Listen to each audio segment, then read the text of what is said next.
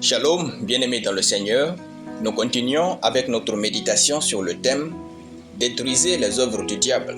Nous tirons notre texte dans Marc chapitre 16, le verset 17, qui nous dit ceci. « Voici les miracles qui accompagneront ceux qui auront cru. En mon nom, ils chasseront les démons, ils parleront de nouvelles langues. » Gloire à Dieu. La vie chrétienne victorieuse consiste à maintenir le diable sous nos pieds par une vie de sanctification et de prière. Si nous ne considérons que le volet de la sanctification, nous serons déséquilibrés. Dans notre verset, Jésus dit « En mon nom, ils chasseront les démons ».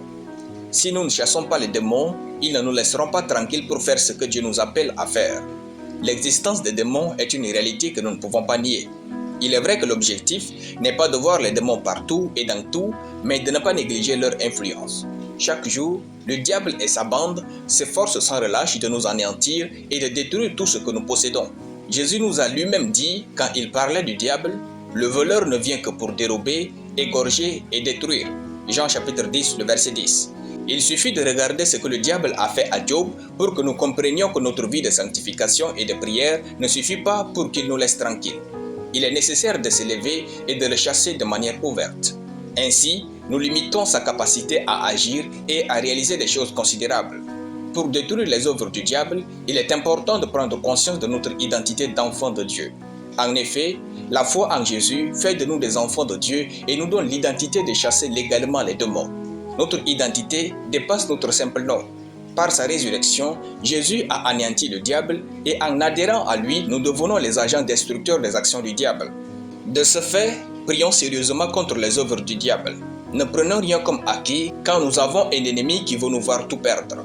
Le diable est intelligent et très rusé. Il cherchera à frapper au moment où nous attendons le moins et où nous aurons si mal. C'est pourquoi Jésus dit « Veillez et priez afin que vous ne tombiez pas dans la tentation. » Matthieu chapitre 26, le verset 41. Chaque jour, le diable s'efforce d'anéantir définitivement votre foi, vos relations, votre mariage, vos enfants, vos projets, votre pasteur, votre église, vos finances, votre santé, etc. Arrêtez-le dans la prière au nom de Jésus. Alléluia. Nous allons prier. Seigneur Jésus, je te rends grâce pour ta parole. En ton nom, je suspends toute activité du diable contre ma vie, ma famille, mon église et ma nation. Amen. La lecture biblique en une année, Ésaïe chapitre 56 à Ésaïe chapitre 40. Soyez bénis, c'était le pain du ciel.